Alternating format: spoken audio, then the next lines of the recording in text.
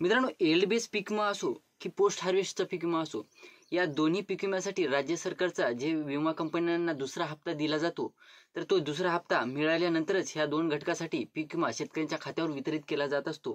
त्यातच मित्रांनो, बऱ्याच शेतकऱ्यांना प्रश्न पडलेला की पोस्ट हार्वेस्टचा पीक विमा कधी मिळेल, एल्ड बेसचा पीक विमा मिळेल की नाही। काही शेतकऱ्यांना एल्ड बेसमध्ये खूपच कमी रक्कम दाखवणं सुरू झालेलं आहे।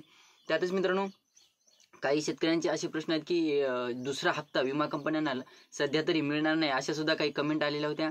परंतु मित्रांनो, त्याविषयीचेच डिस्कशन आपण आजच्या व्हिडिओमध्ये क्लिअर करण्याचा प्रयत्न करणार आहोत। तत्पूर्वी जर चॅनलवर नवीन असाल तर चॅनलला सबस्क्राईब करा आणि समोरील जे बेल आयकन बटन आहे ते दाबायला विसरू नका। तर नमस्कार मित्रांनो, मी राज सुरेतर, स्वागत आहे कृषी मॅन यूट्यूब चॅनलमध्ये। मित्रांनो, बऱ्याच शेतकऱ्यांना प्रश्न पडलेले, काही शेतकरी कमेंटमध्ये सुद्धा सांगत होते की दुसरा हप्ता मिळाल्यानंतरच हा हप्ता वितरित होतो। हे सर्व शेतकऱ्यांना माहिती आहे। मित्रांनो, तुम्हाला जर काही प्रश्न असतील तर डायरेक्टली इंस्टाग्रामला मेसेज करून विचारू शकता। इंस्टाग्राम आयडी हा डिस्क्रिप्शन बॉक्समध्ये दिलेला आहे। तर मित्रांनो, आता राज्य सरकारचा जो दुसरा हप्ता आहे तो जवळपास 1015 कोटी रुपयांचा दुसरा हप्ता हा विमा कंपन्यांना म्हणजे 15 जून पासून म्हणजे विमा कंपन्यांकडे ट्रान्सफर केला जाणार आहे राज्य सरकारतर्फे। आणि त्यानंतर लवकरच जे एल्ड बेस पोस्ट हार्वेस्टच्या वगैरे पीक विमा आहे किंवा आपण त्याला 75% उर्वरित पीक विमा देखील म्हणतो, तो पीक विमा शेतकऱ्यांच्या खात्यावर हा वितरित होणार आहे। म्हणजे जवळपास मित्रांनो 1015 कोटी रुपयांचा जे विमा हप्ता आहे दुसरा, त्याचे म्हणजे निधी ठरलेला आहे आणि हा निधी शेतकऱ्यांच्या खात्यावर अगोदर पीक विमा कंपनीकडे राज्य सरकारतर्फे ट्रान्सफर होणार। त्यानंतर राज्य सरकारतर्फे जवळपास शेतकऱ्यांच्या खात्यावर जवळपास 247 कोटी रुपये 48 कोटी रुपये हे शेतकऱ्यांच्या खात्यावर ट्रान्सफर केले जाणार आहे।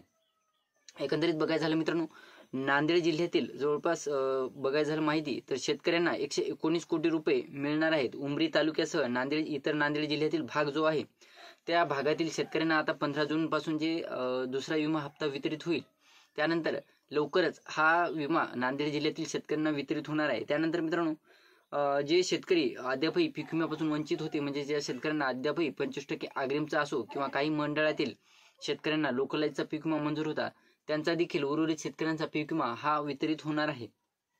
त्यानंतर मित्रांनो, जवळपास बघायचं झालं तर राज्य सरकारतर्फे 3847 कोटी रुपये मंजूर करण्यात आलेले होते पीक विमा कंपनीतर्फे। त्याच्यापैकी जवळपास बघायचं झालं तर 3438 कोटी रुपये हे वाटप झालेले आहेत, शेतकऱ्यांच्या खात्यावर ट्रान्सफर झालेले आहेत पीक विमा कंपन्यांतर्फे। तर एकंदरीत जे 3438 कोटी रुपये वाटप झालेले आहेत त्याच्यापैकी जवळपास 248 कोटी रुपये हे शेतकऱ्यांना वितरित होणार आहेत। 1015 कोटी रुपयांचा दुसरा विमा हप्ता आहे। तर बार्शी तालुक्यातील आता या नांदेड जिल्ह्या व्यतिरिक्त आपल्याला सोलापूर जिल्ह्यातून सुद्धा बऱ्याच कमेंट आलेल्या होत्या की सोलापूर जिल्ह्यातील पीक विम्याबद्दल आपण काल मंगळवेढा तालुक्याबद्दल माहिती घेतली होती। तर बार्शी तालुक्यामधून सुद्धा आपल्याकडे माहिती आलेली आहे, ज्या अंतर्गत पीक विमा समिती कंपनी असते जे तालुकास्तरीय, त्या पीक विमाची जे तोडफोड करण्यात आलेली आहे त्या कार्यालयाची पीक विम्याच्या बार्शी तालुक्यातील शेतकरी संघटनेमार्फत, आणि लवकरात लवकर आम्हाला हा पीक विमा शेतकऱ्यांच्या खात्यावर वितरित करा अशी देखील मागणी करण्यात आलेली आहे। म्हणजे एकंदरीत बघायचं झालं मित्रांनो, मंगळवेढा तालुका सोलापूर जिल्ह्यातील, बॅकग्राऊंड व्हायसला इग्नोर मारा मित्रांनो, सोलापूर जिल्ह्यातील मंगळवेढा तालुका, त्यानंतर बार्शी तालुक्यात पीक विमा वाटप होणार आहे। कारण की बऱ्याच शेतकरी संघटनांकडून म्हणा किंवा आता मंगळवेढा तालुक्यात सुद्धा सेम कंडिशन आहे। मंगळवेढा तालुक्याबद्दल आपण काल माहिती घेतली होती। तर या दोन तालुक्यामध्ये पीक विमा वाटप होणार आहे। या दोन तालुक्यातील सध्या तरी या दोन तालुक्यातील शेतकऱ्यांनी काळजी करायची काहीही कारण नाही, कारण की शेतकरी संघटना ऍक्टिव्ह मोडमध्ये आलेल्या आहेत आणि त्यांनी लवकरात लवकर हा पीक विमा शेतकऱ्यांच्या खात्यावर वितरित करण्याचं जे मागणी आहे ती केलेली आहे। आणि त्यानंतर मित्रांनो, बघायचं झालं तर जे बाकी जिल्हे आहेत, म्हणजे आता बुलढाणा जिल्ह्यातील सुद्धा बरेच शेतकरी या पीक विम्याच्या प्रतीक्षेत होते।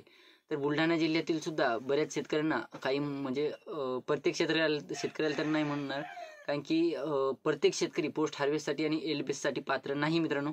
बुलढाणा जिल्ह्यातील सुद्धा बऱ्याच शेतकऱ्यांच्या कमेंट आलेल्या होत्या, त्या कारणास्तव बुलढाणा जिल्ह्यातील सुद्धा शेतकऱ्यांना सांगतो की बाबा तुम्हाला देखील पीक विमा मिळणार आहे, काळजी करायचं काहीही कारण नाही। त्या व्यतिरिक्त नाशिक जिल्ह्यातून सुद्धा कमेंट आलेल्या होत्या, तालुक्याचं नाव वगैरे मला आठवत नाही आता सध्या। नाशिक जिल्ह्यातून सुद्धा आपण नाशिक जिल्हा, त्यानंतर नांदेड जिल्हा, परभणी जिल्ह्यातील या अगोदर सुद्धा माहिती घेतलेली आहे। तर नाशिक जिल्ह्यातील सुद्धा शेतकऱ्यांना काळजी करण्यासारखं काहीही नाही, यांना सुद्धा पीक विमा मिळणार आहे। तर ही होती छोटीशी माहिती मित्रांनो। व्हिडिओ आवडला असेल तर लाईक करा, चॅनलला सबस्क्राईब करा आणि जास्तीत जास्त शेतकऱ्यांपर्यंत पोहोचवण्याचा प्रयत्न करा। धन्यवाद।